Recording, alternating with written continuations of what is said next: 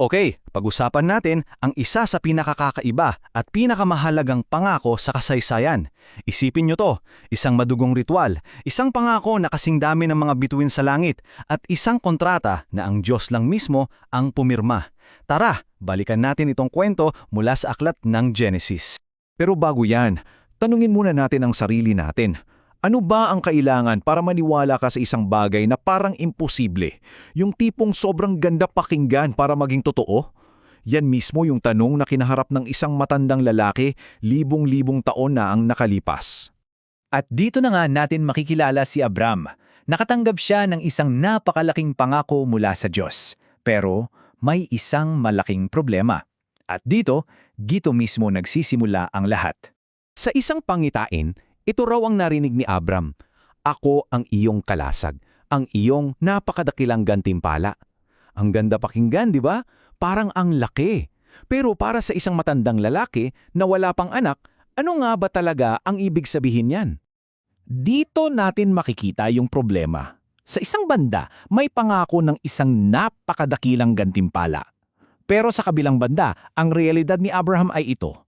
Matanda na siya, wala pa ring anak, at ang nakatakdang magmana ng lahat ng pinaghirapan niya ay yung alipin niya. Ang layo, di ba? Ang laki ng agwat sa pagitan ng pangako at ng katotohanan ng buhay niya. So paano sinagot ng Diyos yung pag-aalinlangan ni Abraham? Well, hindi lang sa salita. Dinala niya si Abraham sa isang di malilimutang eksena sa ilalim ng madilim na kalangitan. At dito nagbago ang lahat. Yung malabong pangako biglang naging isang napakalinaw na larawan. Inilabas ng Diyos si Abram at sinabi sa kanya, "Tumingala ka, bilangin mo ang mga bituin." At sinabi, "Ganyan karami ang magiging lahi mo." Isipin niyo yon, mula sa isang abstract na ideya na ding isang pangako na kasinlawak ng kalawakan. At ito yung pinakamahalagang punto.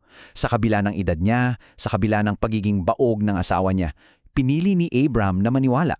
At itong simpleng desisyon na manampalataya, ito yung itinuring na isang bagay na napakahalaga sa mata ng Diyos. Pwede na sana magtapos ditong kwento, di ba?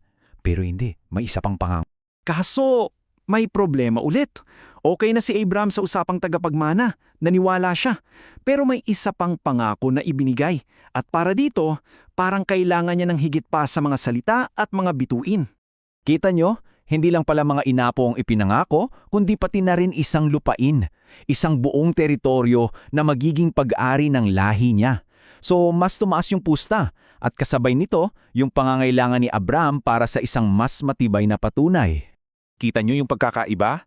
Doon sa pangako ng anak, naniwala siya.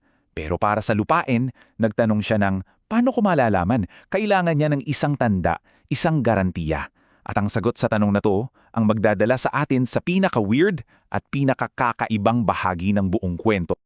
Humanda kayo. Kasi yung paraan para patunayan ang pangako ay hindi lang basta pirmahan ng kontrata. Ito ay isang sinaunang seremonya na sa totoo lang medyo mahirap isipin sa panahon natin ngayon. Inutusan si Abram na magdala ng isang napaka-espesifikong listahan ng mga hayop. Isang dumalagang baka, isang kambing, isang lalaking tupa at lahat sila dapat 3 taong gulang. Tapos, isang kalapate at isang pugo. Hindi to basta-bastang pag-aalay. Bawat detalye ay mahalaga para sa seremonyang susunod. At dito na nagiging medyo graphic. Hinati niya yung mga malalaking hayop sa gitna at inayos yung mga piraso para makagawa ng isang daanan ng dugo sa pagitan nila. At habang naghihintay siya, kailangan pa niyang bantayan yung mga bangkay mula sa mga buitre. Anong ibig sabihin ng lahat ng ito? Bakit ganito? Ito yung paliwanag. Sa sinaunang mundo, ganito kaseryoso ang paggawa ng isang tipan o kontrata. Hindi ito papel at tinta, dugo at buhay ang katapat. Kapag lumakad ka sa pagitan ng mga hinating hayop, para mo na ring isinumpa ang sarili mong buhay. Sinasabi mo na kung hindi ko tutuparin ang kasunduang ito, hayaan yung mangyari sa akin ang nangyari sa mga hayop na ito, hati at walang buhay. Ito yung pinakamabigat na uri ng pangako. Pero yung pinakadramatikong bahagi ay hindi pa nangyayari.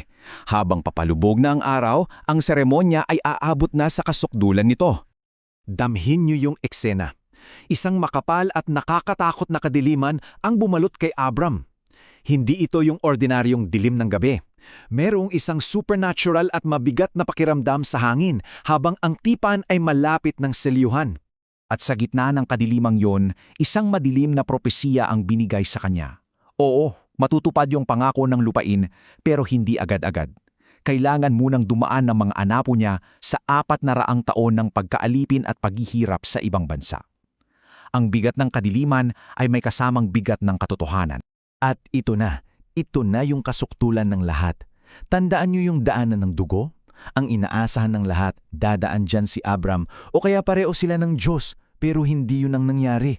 Isang umuusok na palayok at isang nagliliyab na sulo, mga simbolo ng presensya ng Diyos ang dumaan ng mag-isa. Ang ibig sabihin nito ay napakalalim. Ang Diyos mismo ang nanunumpa. Siya ang dumadaan sa ilalim ng sumpa. Siya lang ang tumawid. Para niya sinasabi, kung hindi ko itututuparin, ako ang mananagot. At pagkatapos ng napakatinding seremonyang yon, naging konkreto na ang pangako. Ibinigay ang isang listahan ng mga tribong naninirahan sa lupain mula sa mga Kinita hanggang sa mga Jebuseo na nagpapakita kung gaano kalawak yung teritoryong nakataya. Mula sa isang malabong ideya, ngayon, ito ay isang tipan na may tiyak na hangganan na sinelyuhan mismo ng dugo at apoy. Sa huli, nakuha ni Abram yung katiyakan na hinahanap niya, pero sa paraang hindi niya kailanman inasahan. Ang ipinapakita ng kwentong ito ay yung halaga ng isang pangako ay hindi lang nasusukat sa kung ano yung ipinapangako, kundi kung sino yung nangangako at kung ano yung handa niyang akuin para matupad yon. At iniiwan tayo nito sa isang talong na para sa ating lahat. Ano nga ba ang tunay na halaga ng isang pangako?